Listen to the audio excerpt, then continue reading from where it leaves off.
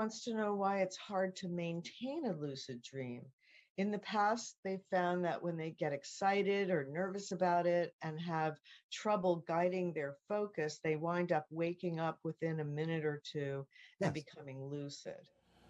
Yes, well, again, anything that is outside the vibration, the pure vibration of staying in that state, is going to bring you back to physical reality focus.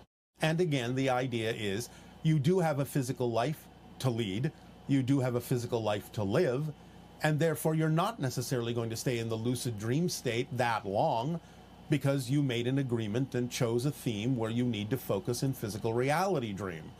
And the more you become lucid in physical reality, again, the easier it will be to become lucid in the dream state as well.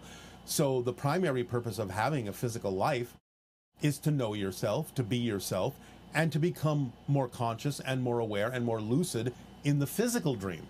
Then that can leak into the dream on the other side, and vice versa. But remember that in the dream state, often many people are setting up in the physical world what it is they choose and need to experience, and therefore they're focused on that as being, at the moment at least, more important than becoming lucid in the way that you're talking about it in the dream state. It seems like during lucidity, we have more abilities. Like some people can fly. Some people notice that there's almost an etheric glow to the environment that they're in. Well, that's because they're in an etheric reality. And as we said, glows and lights and colors are different there. Okay. So is lucid dreaming an important step in being able to experience physical reality as more of a dream, and also of connecting with other dimensions and things like that? It can be, but it depends upon the theme that was chosen by the person. It's not necessarily more important. So it's a permission slip that if you feel attracted to it, that would be something to delve into more closely. Yes, it's not everyone's path. Yes, it's not everyone's path. Just for our audience, there is a session on lucid dreaming that you did a number of years ago, and if you check with the chat, they can give you more information. That can help if it works for some people, yes. But again, it depends on the path the person has chosen. It's in some ways more important to become more lucid in the physical dream. So when we are more lucid in the physical dream, does it start to look more like a lucid dream?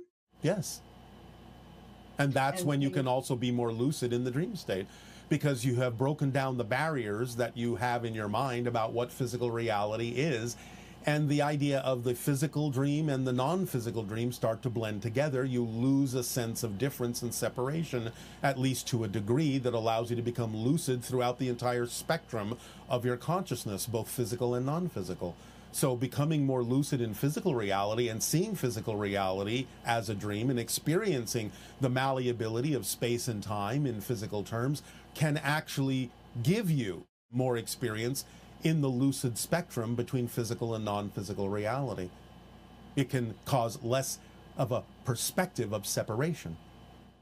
So compartmentalization is also an aspect of lucid dreaming, like the less you have to compartmentalize because it hasn't been dealt with, fearful, negative belief, things like that, the more challenging it would be to lucid dream or some version of that. And it's reflected in physical reality also, that you perceive more and you feel more like you're in a lucid dream when you have broken down the compartmentalization. Is that in general, for most, yes. There is going to always be exceptions to any idea you may propose, because different people will do things in very different ways. But in general, yes, that's true. And does time actually have a difference? For example, that individual was saying, oh, it happens so fast and then I'm out of it. Is it possible that they're actually in the lucid dream for a really long time and you just don't know it? Yes, relatively speaking, time is very different in the higher states. It's not what you experience in physical reality. And what may seem to be 5 minutes in physical reality could actually be experienced as 5 years in the non-physical state. And in lucid dreaming, is that a way that you can connect with hybrid children and other beings in other I think you know dimensions? the answer to that is yes. Yes, I guess so. Just confirming. All right. Okay, now prophetic dreams are also a big question. Some people have prophetic dreams that happen years ago, and then they see it coming to fruition now. Yes. Other times, there's one person expressed a concern that the things that they were shown in this prophetic dream are actually connections they're making to other realities of other people that are having those experiences. And what would be the purpose of being shown something that's happening to somebody else like that? Well, one purpose would be your reality contains the probability of what's happening in this other parallel reality, but you get to decide whether or not to keep the energy going in that direction or to change it and not necessarily let that play out in your physical parallel world. Wouldn't that be of benefit to many people to examine what's going on in other parallel realities so that they can pick and choose what it is they prefer to experience in their own? So, in essence, most of us are going through the theme here of transmuting darkness into light. Yes. Is that correct? Yes. So, any dream or lucid dream or prophetic dream that you have can be brought more to earth, I guess, in the sense of recognizing it's about transmuting darkness into light. Is that? It's a simple way of looking at it, but it can work that way.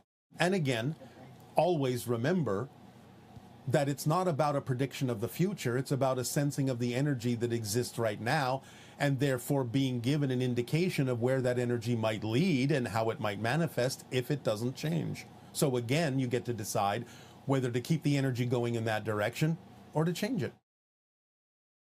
So if they see a prophetic catastrophe in some way and they're feeling very fearful about what they've seen, what would be the way to process through something like that? Well, first of all, not be fearful. Understand you're being shown a probable reality, not an inevitable reality, unless you're also sensing that there is so much momentum and energy behind it that it's unlikely to change. Nevertheless, it doesn't serve anyone for you to have a fear reaction of those things. The idea is that there still can be positive actions taken to either mitigate it to some degree, to let people know what the probabilities are, and maybe with the collective energy of more people knowing, then they can maybe steer it in a different direction. Or again, to simply prepare yourself to deal with the idea that it's going to manifest, and therefore allow yourself to be of service and be of assistance to those who may go through it in a negative way, and therefore be of service to them to bring them out of it in a more positive ending or conclusion. So it's almost like you can prepare for that particular disaster, I suppose. And then at the same time, that also teaches you how to maintain being at the center of the cyclone in a sense, Yes. the eye of the hurricane, so that you maintain your balance and your neutral posture while at the same time recognizing that this may be a reality that's going to manifest. Yes, because many people may have believed that they required that idea. And if it's not something you necessarily need to experience directly, then you can be something that's a stable influencing to help them recover from such experiences in a helpful way, in a positive way. So these questions have to do with waking up from a dream and coming back to the physical body.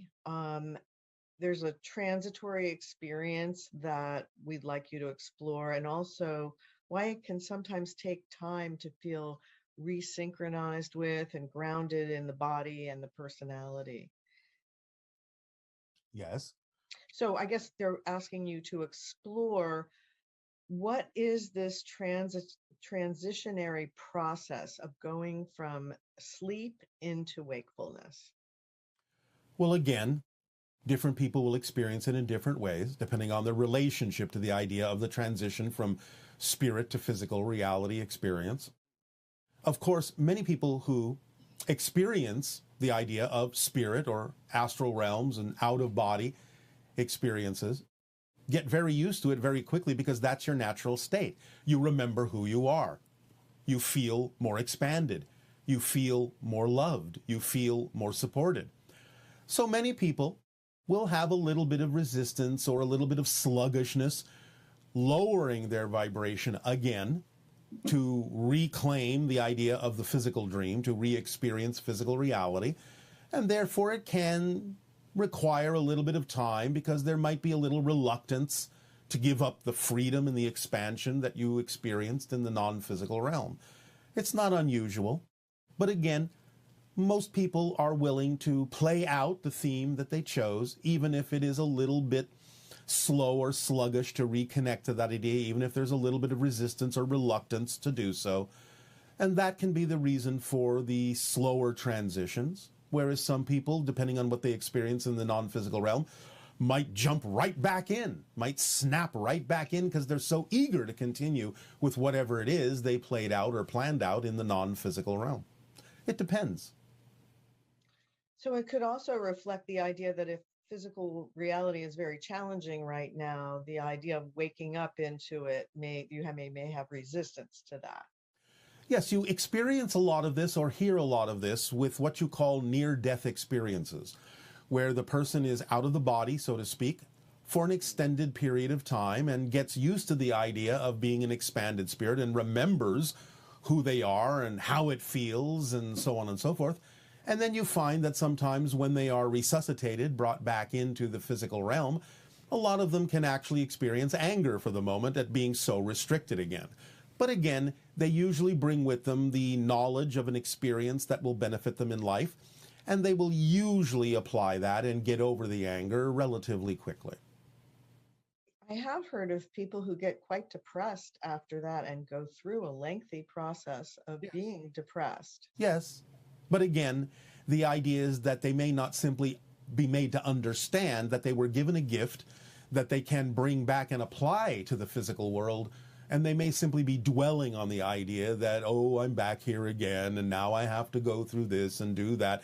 So their focus is important in terms of allowing themselves to know that more often than not, when you visit, again, the spirit realm, which is your natural home, your natural state, if you do return to the physical realm, there is a purpose to that. And if you focus on the idea that you've been given some information that can actually be of great benefit and service to your world, then it won't necessarily be experienced as depression. What is, mechanically speaking, the difference between sleep, coma, and anesthesia for consciousness? Well, sleep is a reconnection to spirit and a recharging, in a sense, of the physical realm. Remember, the physical reality isn't real, and the way you know that is it has to be maintained. It decays. That which is real doesn't decay, it doesn't degenerate, it doesn't decompose. So sleep is for the purpose of recharging, in a sense, the batteries of maintaining the concept of physical reality as an experience. Now, a coma will usually be for the purpose of just regenerating the physical form itself. It will allow you a long hibernation that will allow for certain repairs to occur in the physical form. There may be a connection in spirit in that sense, but not necessarily bringing back with it the idea of any information that would alter the path of your life once the physical body is regenerated. Anesthesia, on the other hand, is something that puts you into a suspension that in most cases will prevent any kind of cognition from occurring, so that it's more like you just sort of skipped over a track, so that one moment you were conscious and then you were not, and then the next moment of consciousness leaves a gap, in a sense, in your life that you barely feel. And again, it doesn't mean that you weren't out doing things, but it doesn't bring back with it anything that's pertinent to add to your life per se, at least not consciously. So, but some level, you do remember what's happening to you. Like, for example, if you go under anesthesia to have a tooth removed or something like that, you may not have a memory of the event. However, some level of you does, and the universe records. Of course. And you will know all of that when you're back in spirit and going through a life review. You'll see every single second. But Many things you may have forgotten or never even knew occurred. You will experience every single second of it, at least as an observation, if nothing else. I see. And you will know what you were doing during that time. So back to that idea of process of going into a dream state and coming out. I know that our scientists have documented the different stages of going to sleep. Yes. And particularly that stage where you seem not to be able to move. It can happen either when you're going in or coming out of a dream, right? Yes. You're fixing yourself in a certain vibrational state. Now, this can happen for a variety of reasons. Of course, as we said, a lot of it happens sometimes when you're shifting into a different dimension because you're no longer really controlling your movements as a physical being, and therefore your body remains rigid. So again, this can serve a variety of purposes. It can act as a buffer for a transition from one state to another. It can simply be representative of the fact that you want to make sure that you stay and remain in a certain state for a variety of reasons while you're out doing something else. Again, it can be for a number of reasons. And this person was saying that they made the decision to become vegan. Yes. And then once they did that, they started having amazing dreams, like tons and tons of dreams. Yes. Is this common that diet will affect your ability to remember your dreams or what you experience? The choice to change the diet is a reflection of a change in energy already within your consciousness. It's just that now, because you have made that shift to a higher frequency within yourself, you simply no longer have the urge to eat things that you would consider to be of a lower, denser vibration.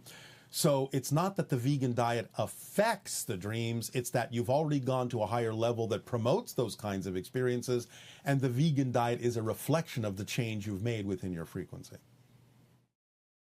Okay. Yeah. So yes, Remember, these are all reflections, and they seem to be driving it, but no, they're reflections of a change that already exists. Now, that doesn't mean that the foods are not lighter in frequency. Of course they are. But again, that's a reflection of the higher frequency that you've already made within yourself.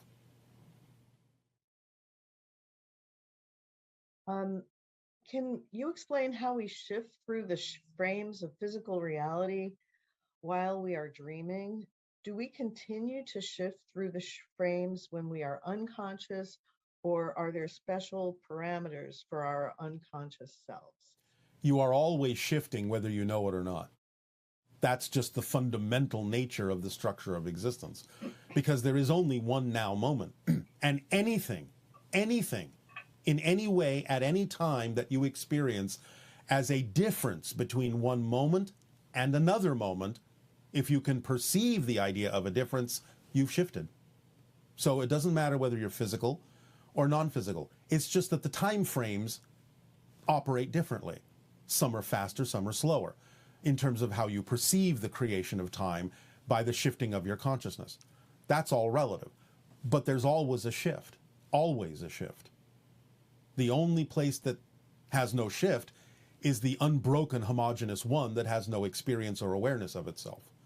But from all that is, all the way down, everything is shifting. That's the nature of its existence, because there's only one moment in which to experience anything. Therefore, you have to experience the same moment from a different perspective to notice any kind of a difference of any nature whatsoever. So shifting is automatic, not to make a vehicle pun.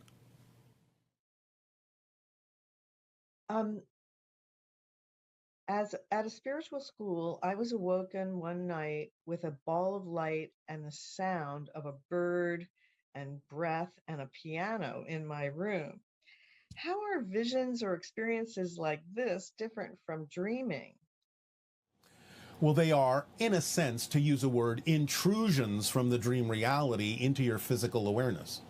So in other words, there's a kind of a bleed through or a leak through, which means you have sort of diminished the separational barriers between physical and non-physical reality, and are experiencing bleed-throughs from other realities and other experiences that you may be connected to, but usually shut out of your physical life. And is there a meaning to this vision Or is that possible for you to give any insight on that? Well, again, it can be representative of connections that you have that inform you in this life. So let's say the idea of hearing a piano may be connecting to a very musical life, and the idea that the vibrations, the frequencies of music may be of some assistance to you. It may be a soothing energy for you in this life, or it may be something that inspires you to be more creative. It depends on the person. How can we dream of you? How can we communicate with you in dream form? And is there something that would help us achieve this more easily?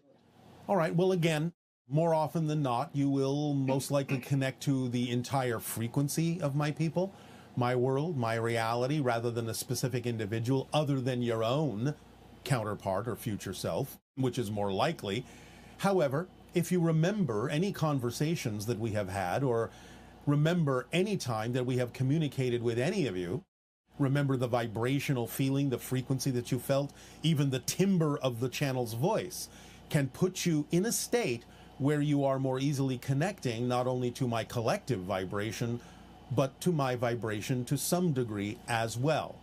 Now, again, it's not always important to connect specifically to me, but you can certainly use the specificity of your interactions with me, specifically as an individual, to connect to whatever you need to within our collective vibration, including, again, if you have a counterpart there.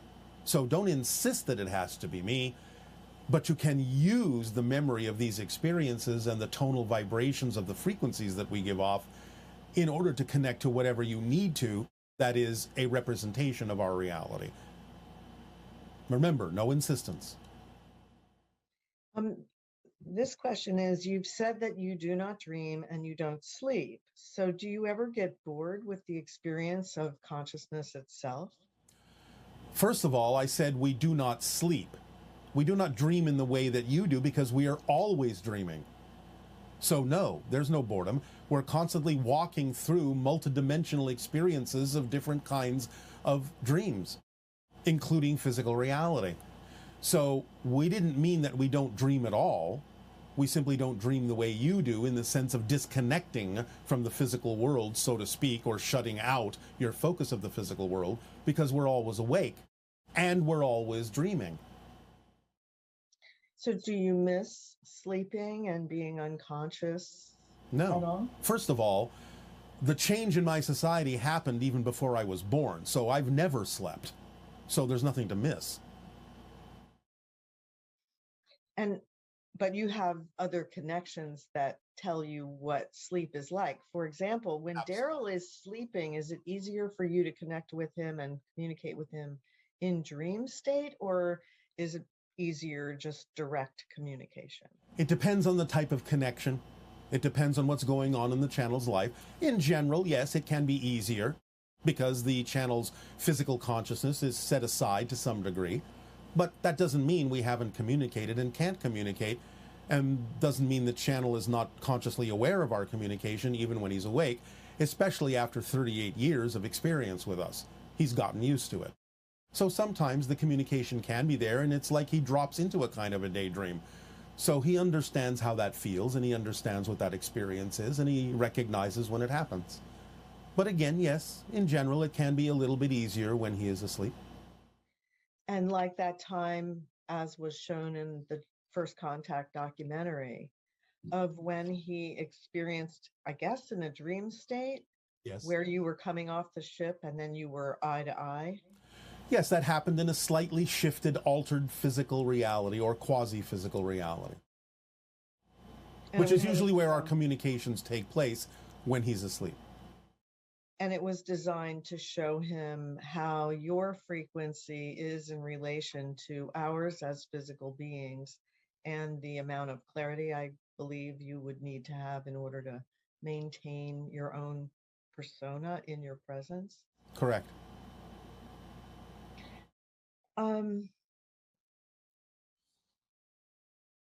Do you all use any kind of permission slips for getting into other states of consciousness?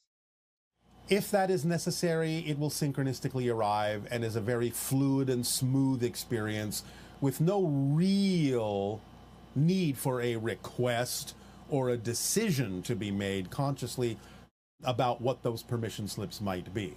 Because again, everything is interacting, interpenetrating as a multidimensional dream in our waking state.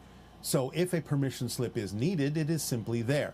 Now, you could say that our spacecraft are a type of permission slip because they are a crystallized physical symbology of our higher minds, and we communicate telepathically with the craft. And you could say, therefore, the craft is a permission slip because ultimately we don't really need the craft, but we also maintain the craft not only for a permission slip for our purposes, but for your purposes and other civilizations who would rather and prefer to make it make more sense to have open contact by seeing an extraterrestrial arrive in a spaceship rather than just popping into your living room unannounced. Although for our initial contacts that many people may have one-on-one, wouldn't popping in be more likely to happen than somebody showing up on a ship? Or not necessarily. Again, it depends on the person, it depends on the theme, it depends on where they're at vibrationally in their path. So it could be either one in terms of the Yes. contact experience. Absolutely. And it could even just be auditory, right? Absolutely. And it can even be just like what we're experiencing right now. Oh, this is a form of contact. It's so much fun. Yes, it is. If you all don't sleep, why do you have day and night cycles on the planet? Is that for other beings or? Well, that's just simply the nature of the planet. And remember, a long time ago, we used to sleep. That doesn't really change anything about the natural cycle of the planet.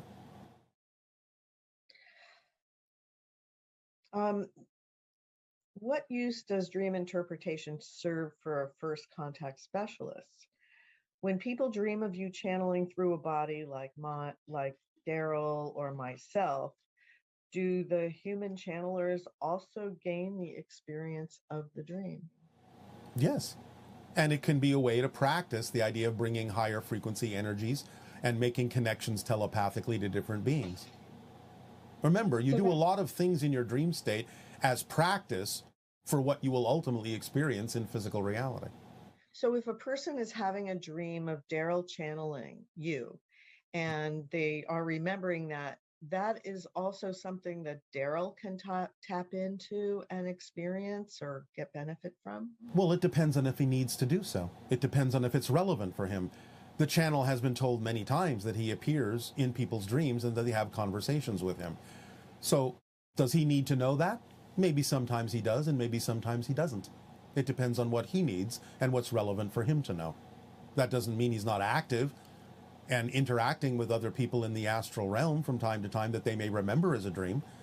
And it brings the energy of us into play with them because the vibration in the astral realm would be very similar to our vibration as you experience it in this channeling.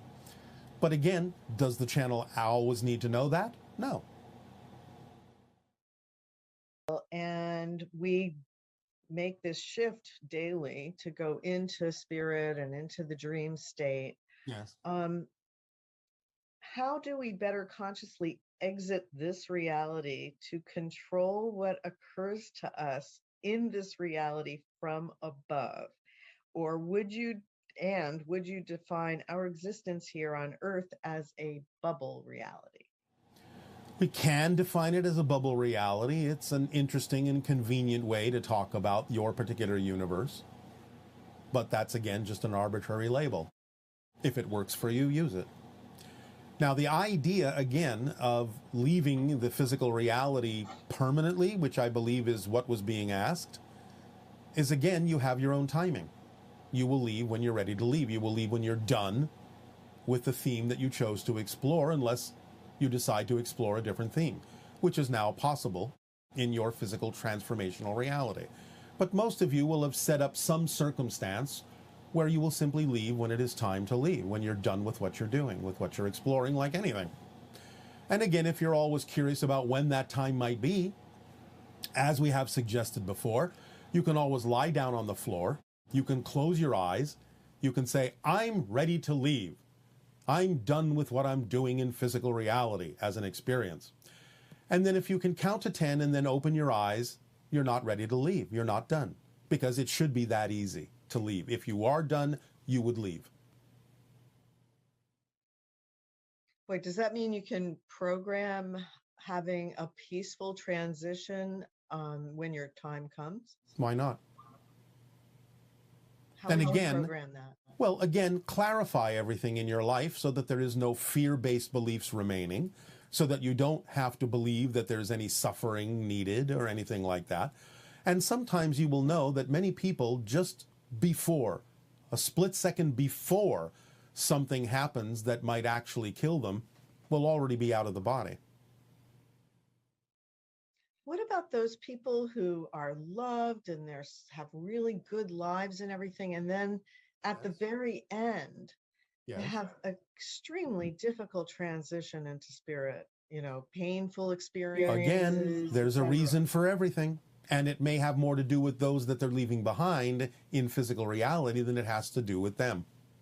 So again, as always, case by case, person by person, there's no one general, one size fits all to those particular kinds of experiences. And I'm just thinking of the hybrid children. Yeah. What's a good way to know if you're having a hybrid child dream?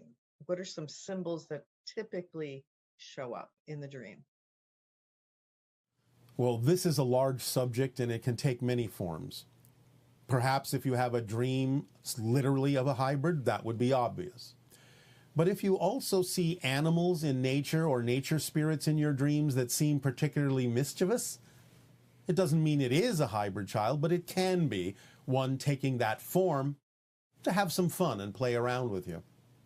But there are many other ways in which you can perceive that idea, and too many to go into at this time. There is one where people see like a jar or something with a being inside of a jar. Is that? It can be a representation of the hybridization chambers that they are gestating in once removed from the womb. And therefore it could be a calling card that hybrids will use. But again, it depends upon the hybrid child. So if a child was in that state or stage of development as a hybrid, and you're there as in the dream state, you can communicate with that being at some stage similar to human fetus that is inside the body? Telepathically, yes. Just as in what you call post-hypnotic regressions, you can take a person back into the womb and they're communicating telepathically with many different things.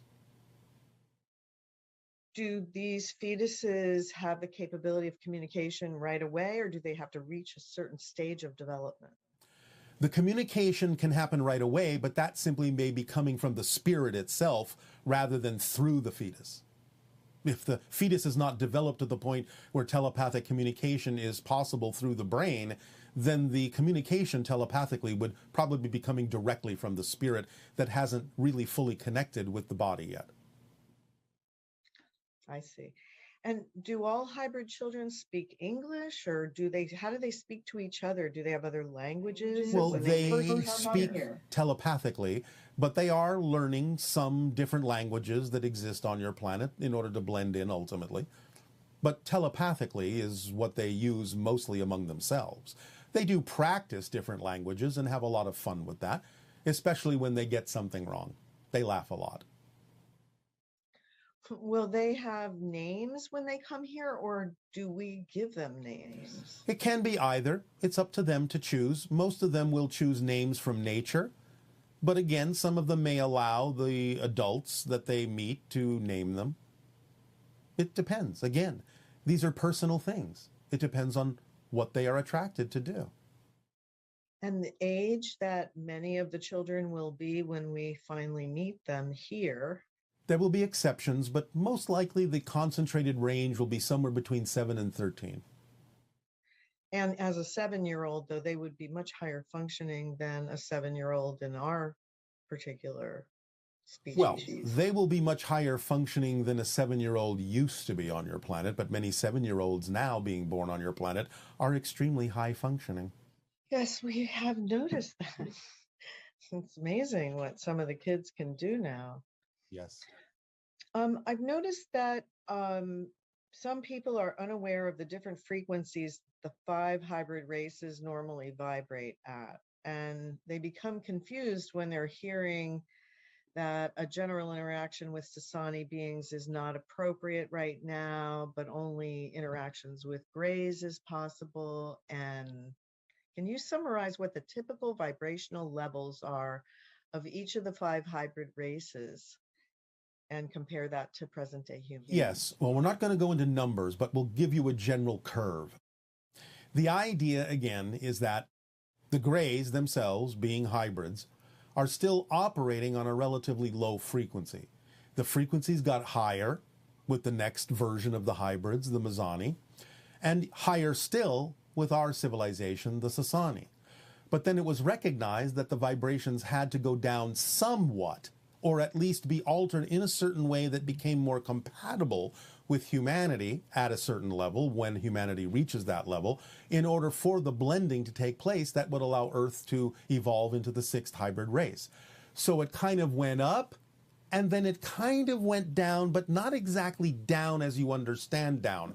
It simply was altered in a way, flavored in a way, that would allow the 4th and 5th hybrid races, the Shayayel and the Yayayel, and of course the Shalanaya, to still exhibit high frequencies, but the high frequencies that would be compatible vibrationally with evolved humans when humans are ready to have open contact with them. So you kind of see a peak and a decline, but not a decline in the normal sense, an alteration. The decline doesn't mean that they start thinking negative thoughts, basically. Correct. It's more of an alteration that is done in order to make them more vibrationally compatible with interacting with humans during open contact. And you mentioned that Sasani children are born through the parents going into a meditative state and then forming an energy bubble, and then the being is created. In the overlapping bubbles, yes. Yes.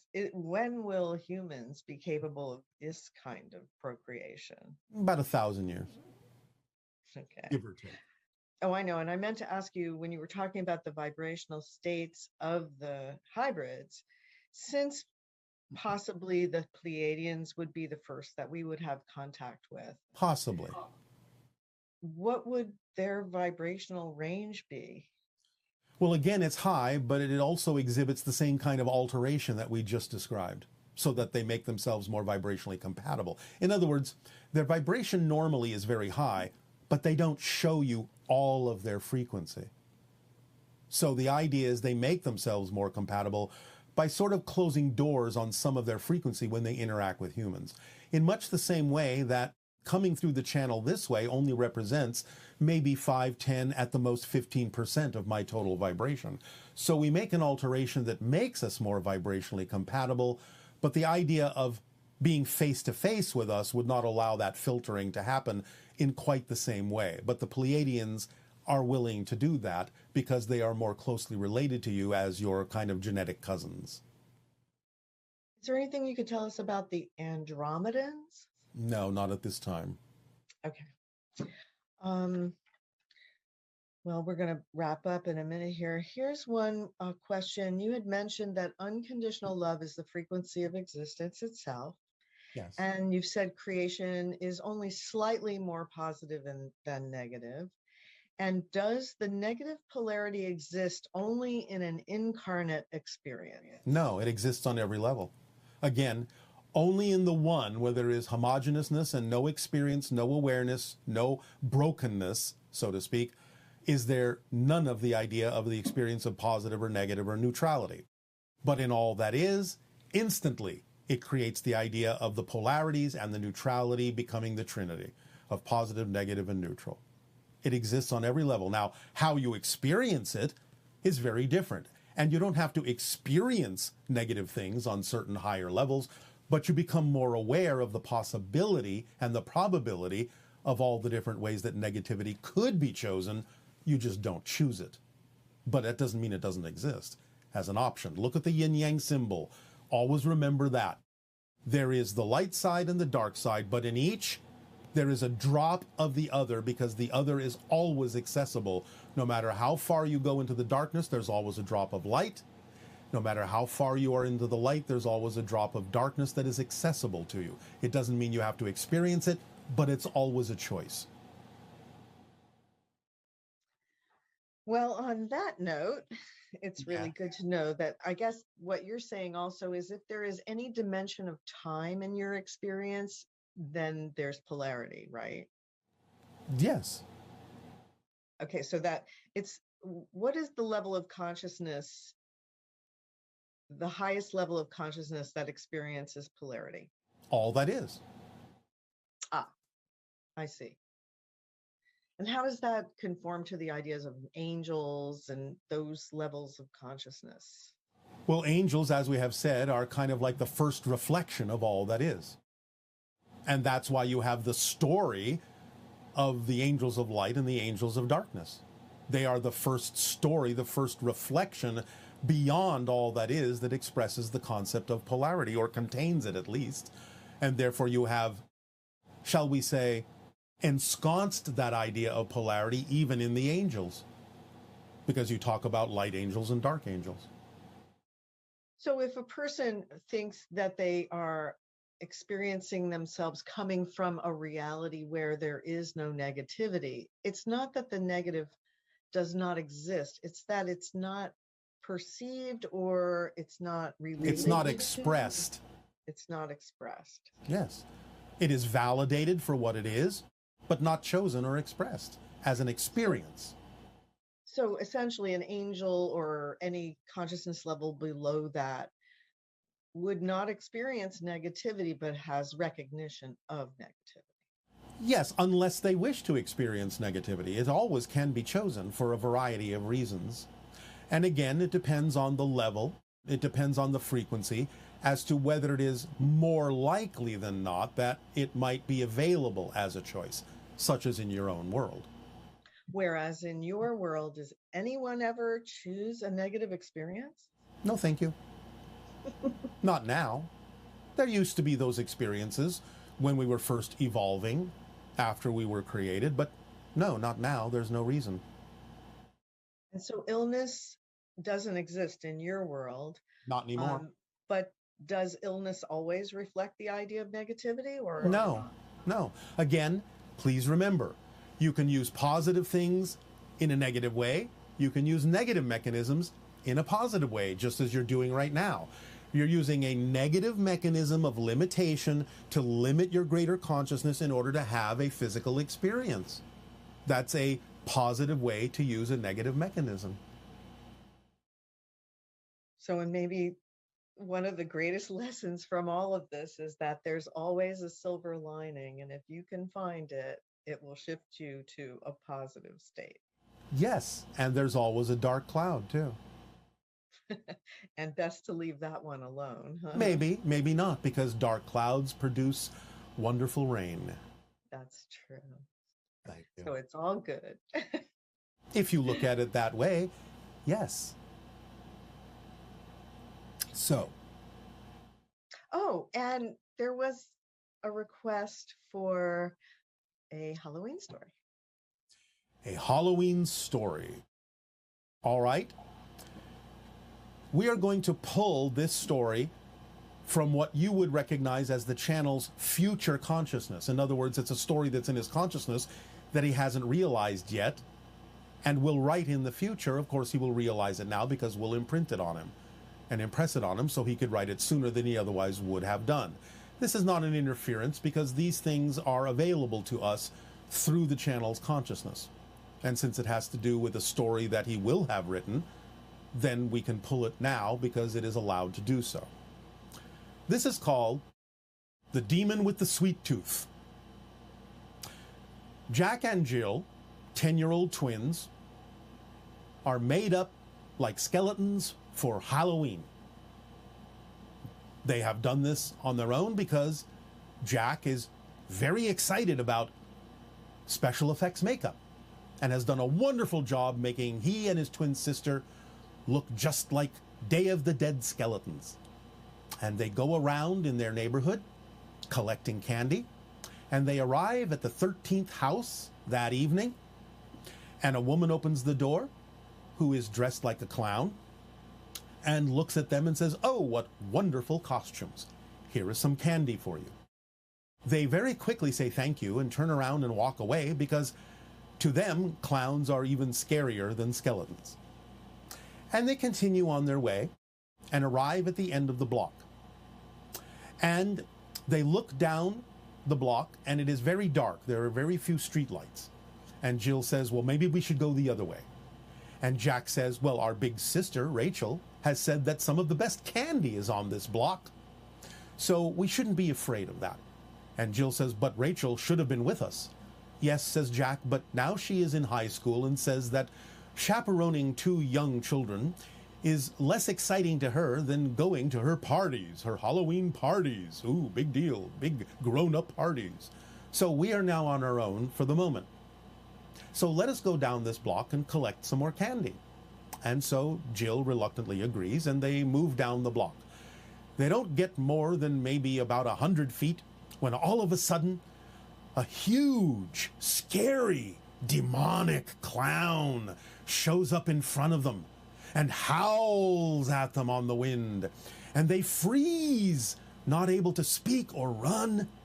And the demonic clown with glowing green eyes reaches out and snatches away their bags of candy and devours it in an instant. And then belches and smells like a sewer and disappears. And it takes about a minute or two for Jack and Jill to be able to speak. And when Jack speaks, he says, "Wow." And Jill says, "Wow, that's all you have to say after that horribly frightening experience? Wow?" And Jack says, "Well, that was some of the best special effects I've ever seen." And Jill says, "You mean you believe that wasn't real?" He says, "How could it be, silly? Demons aren't real. I suppose you still believe in Santa Claus too, don't you?" And Jill says, "Well, if you're sure, well, how did our candy disappear?" "Well, it's a magic trick," says Jack. "You remember seeing that magician on TV make that elephant disappear? Well, candy should be easy peasy by comparison." "Well, I wonder who did that," said Jill. "They must have some amazing technology to do something like this." "Oh, yes," said Jack, "probably a hologram connected with some magician in disguise that we didn't see. Who knows? But that was a wonderfully frightening experience. Let's go down this block and see what else we can find." So they agree to continue now with empty bags, having to need to fill them up again. And again they go from house to house and get more candy. And by the time they have finished with the 26th house, again, 2 times 13, the demon clown shows up again and with a horrible howl on the wind, snatches their candy away and devours it again, and belches once more and leaves, vanishes into the shadows. And Jack and Jill said, "All right, well, enough of this. We're not going to have any candy left if this continues. I wonder who's behind it and how they were able to do this again at the other end of the block. We thought maybe it would just be near their own house, but clearly they're capable of doing something like this no matter where we are. So let's test that, because I'm going to make sure that this doesn't happen again, because we need to keep our candy." So they pick up their empty bags and they go down the other side of the block. And again, after they reach the 39th house, 3 times 13, sure enough, the demonic clown manifests again and towers over them with its glowing green eyes and reaches out. But Jack and Jill react quickly and hide their bags of candy behind their backs. And Jack says, "No, you shall not have our candy again." And Jill says, "Yes, be gone, O demon clown." And they have a laugh about this because, again, they're pretty sure that this is just a special effect. But as they confront the demon, surprisingly, shockingly, the demon clown begins to cry. And as it continues to cry, it starts to shrink. And it continues to cry and continues to shrink. And it shrinks down and changes into the image, into the ghost of a 7-year-old little boy. And this 7-year-old little boy, Ghost, continues to weep in front of them, floating in the air before their eyes. And suddenly, Jack and Jill recognize the little boy, Ghost. "Josh Graves," Jack says. "But you died last year." "Yes," said the ghost, whimpering. "I was sick for a very long time. And I could never go trick-or-treating, and finally I died, never having experienced Halloween. And so I became angry and jealous of all the children that go around trick-or-treating and want to snatch their candy away, because if I can't have it, you can't have it." And Jack and Jill felt compassion for the little boy who had died. And Jill said, "I'll tell you what. Why don't you come trick-or-treating with us now?" "Do you mean it?" said Josh. "Oh, yes, it would be great fun, because you can actually scare the people after they give us candy, because you are a real ghost. And that would be so much fun." Well, the little ghost boy stopped his sniffling and said, "Yes, I would love to do that." And so the three of them traipsed off and went trick-or-treating and received a lot of candy and gave a lot of scares. And at the end of it, Jack and Jill said, "You know, I have an idea. Why don't you come trick-or-treating with us every year?" "Oh, I would love that," said Josh Graves. And so finally he was befriended by someone living who could allow him to experience trick-or-treating and Halloween in the way it was meant to be experienced on Earth. And so in the meantime, he returned to spirit and felt the freedom that wasn't his until Jack and Jill had befriended him. But every year he would return, and the three of them would go trick-or-treating together. The end. Oh my goodness, that's wonderful. Yes, it is. And so maybe many of you this Halloween will befriend a spirit and go trick-or-treating together, knowing that they are there with you, whether you can see them or not, having as much fun as you're having, so that you can know you can always go trick-or-treating with the spirits on the other side. So now, allow yourselves to relax and experience the meditation that we have for you this day. Thank you so much, Bashar. We love you so very much. Our unconditional love to you all, Nania. Again, prepare now for your meditation. And now, we can allow for the experience of a meditation that deals with what happens when you sleep. If you allow yourselves now, in this particular meditation, to become relaxed, to let go of the cares of the day, allow your body to relax, but at the same time, realize that this is something you can do more effectively when you are actually going to sleep. So when you are lying in your bed, even as you may participate now, but when you are lying in your bed, going to sleep, when it is time to rest, allow yourself to simply know that there are many things that are happening on the upper levels, the astral level, the spirit level, the extraterrestrial experiences, as your body lets go of the day, as you relax, as your mind turns from outward to inward, as your mind begins to process whatever it may need to process from the experiences of the day. Just allow yourself to go with it.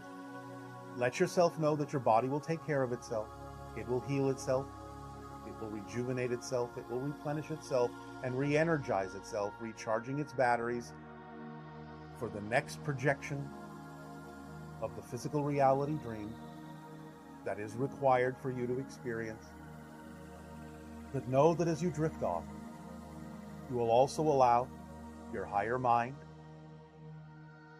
to be more open to allowing, with the physical mind, experiences of lucid realities, lucid dreamings, to be more consciously aware of what is going on these other levels, to be open to those ideas, to experience the vibration of the template level reality, the blueprint reality, to experience the vibration of the astral realities on all levels, to experience the vibration and frequencies of the higher spirit realm, to experience the vibration and frequencies of extraterrestrial and extra-dimensional connection, to experience the vibration and frequencies of any activities you may undertake with respect to the idea of assisting others in crossing over, in practicing to become a spirit guide, in listening to seminars and lectures that are being taught by higher level spiritual consciousnesses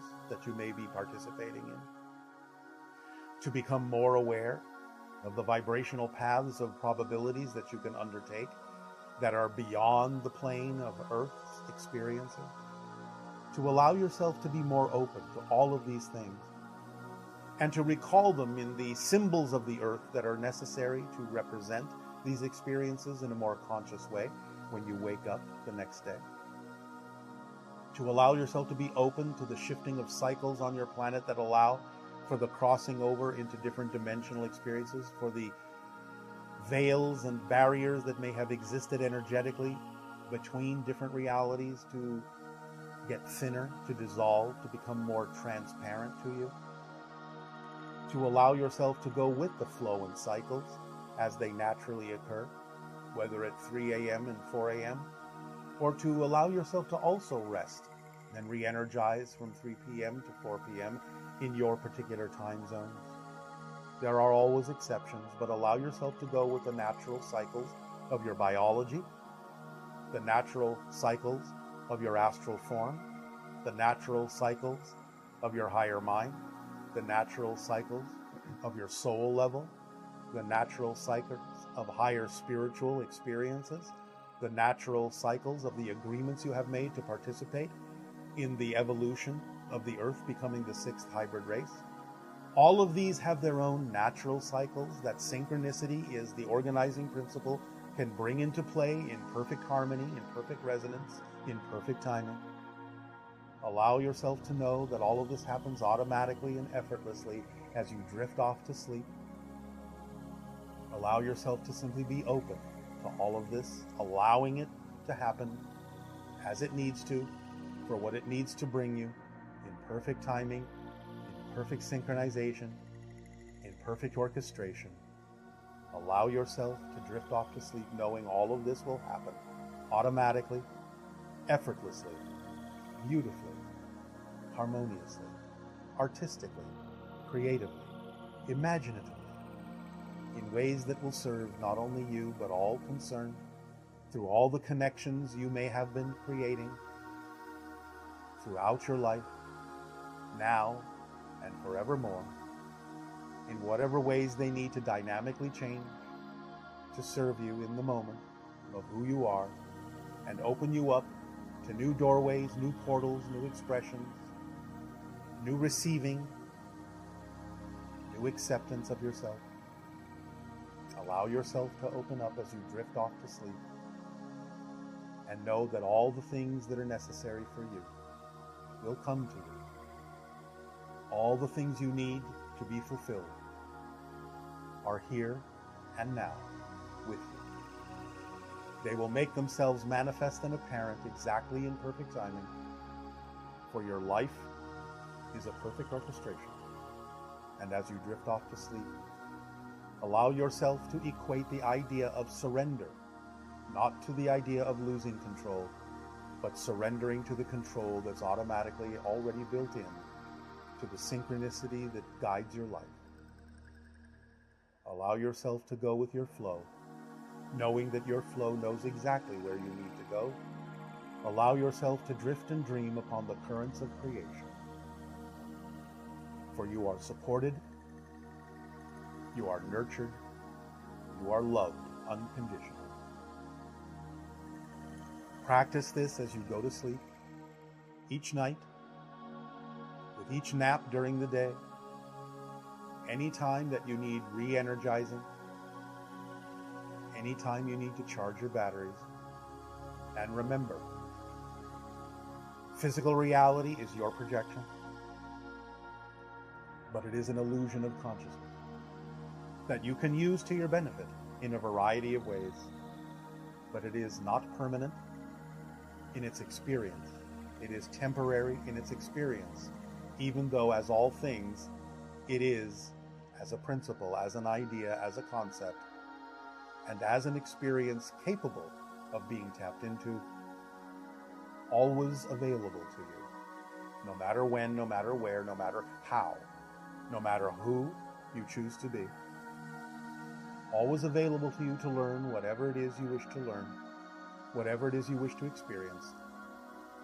All pertinent and relevant information accessible here and now for you in any form that works for you, that you so desire as a permission slip.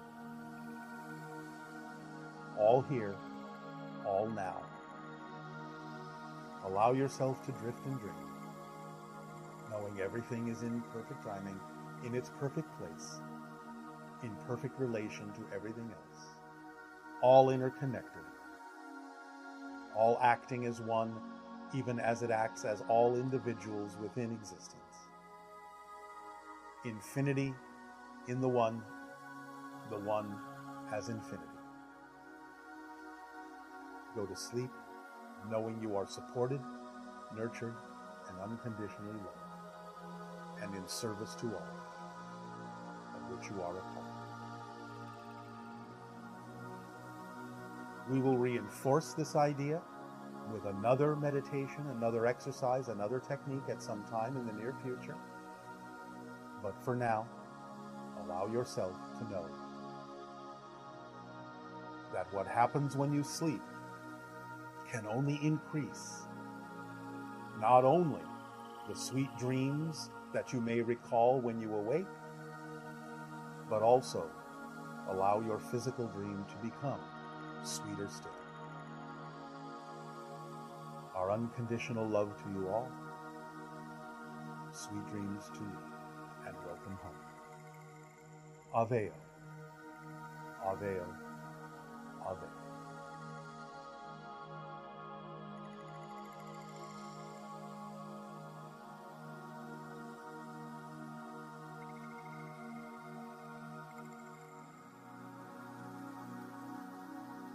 We thank you for your service.